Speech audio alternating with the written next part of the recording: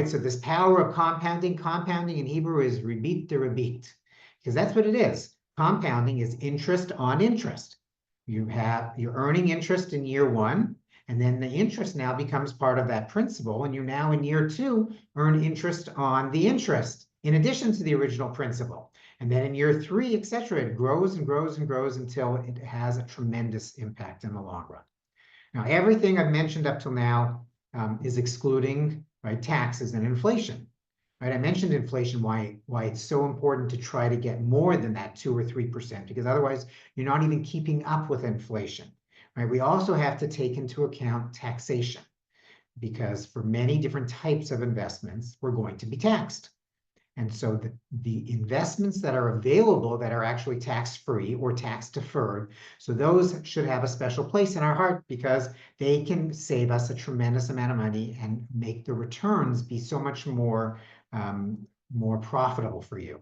Right? Think about it. If you're making 10%, but the Israeli government or the US government is taking 25% of that, so you're making 10, but you're really only making 7.5% compounded.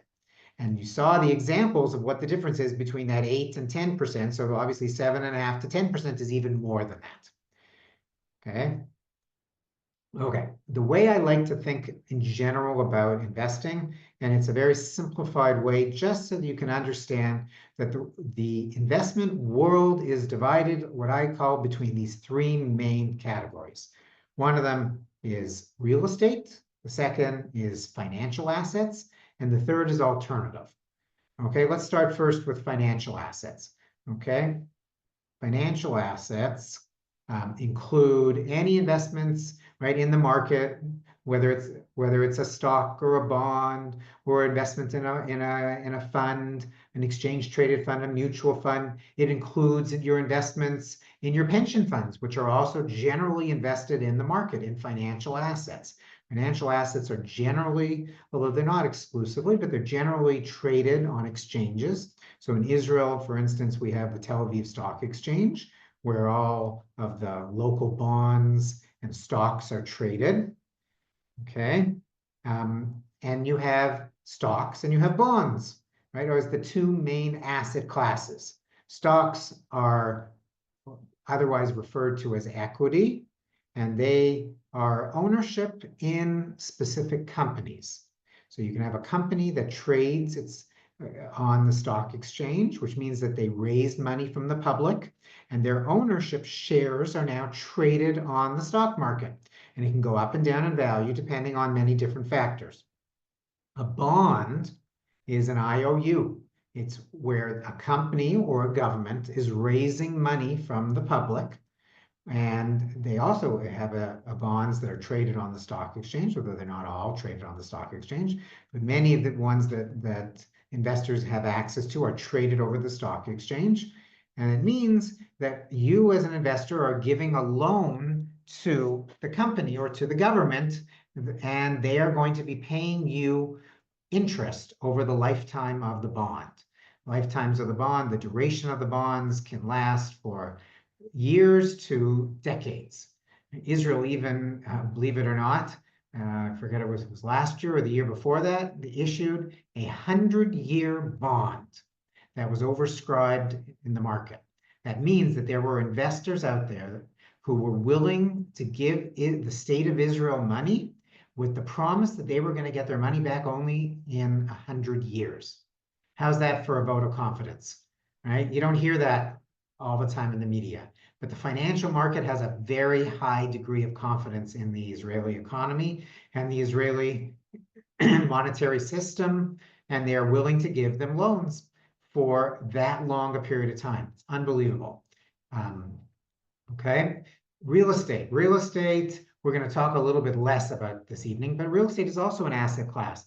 The average Israeli actually does a lot of investing in real estate, or at least they think about investing in real estate. It's one of the first things that they think of. Most Israelis would invest generally in residential real estate by buying an extra apartment. There's also commercial There's also industrial, but those tend to be a little bit more difficult to get into here in Israel. The average Israeli is going to get into real estate by buying an apartment. Okay, we'll talk a little bit more about the differences in terms of performance between real estate and the financial world here. Okay, and then the alternative is what I would put in the third bucket, is really like everything else besides traditional financial assets and real estate. And that can be, hedge funds and private equity and cryptocurrency, and it could be a whole wide range. And there's all kinds of, private types of investments where people are doing things that you wouldn't even understand, or most people would have a difficult time understanding. So I'm kind of jumping the gun a little bit, but if I was to kind of tell you anything about the alternative space, beyond the fact that only accredited investors can oftentimes access those types of alternative investments.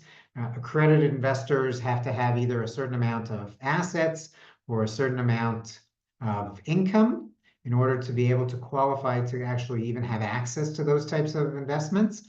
But if you are investing in that space, it's something that you really need to educate yourself about to really understand what types of investments are there, because they're really not for the average person. Okay, and we're going to talk a little bit more later about diversification. I'll mention one quick word, which is just one of the main principles of investing is diversification, meaning not putting everything in one basket, not putting all of your money in one place. Right? If you invest in a pension fund or a mutual fund, so you'll have a manager and they will be putting your money in different types of stocks and bonds, different types of securities. That's one type of diversification, but there are many, many different ways of diversifying your money. You can have your money invested in different asset classes.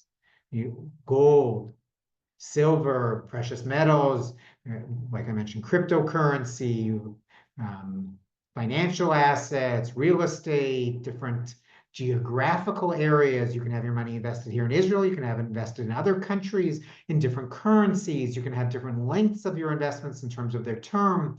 There are many, many different ways of diversifying, right? So it's like the rule that they use with real estate investing. I'm sure everybody has heard, right? The three most important things about real estate investing is location, location, location. So in the financial world, diversification, diversification, diversification. Those are the three most important rules for investing, right? You don't want to have all of your assets in one investment and then happen to be in exactly the wrong investment, right? Unfortunately, I've heard too many stories over the years of people coming to me and saying that, wow, I thought this was just, I was a home run, and therefore I just put all of my available savings into this one investment, and they lost everything.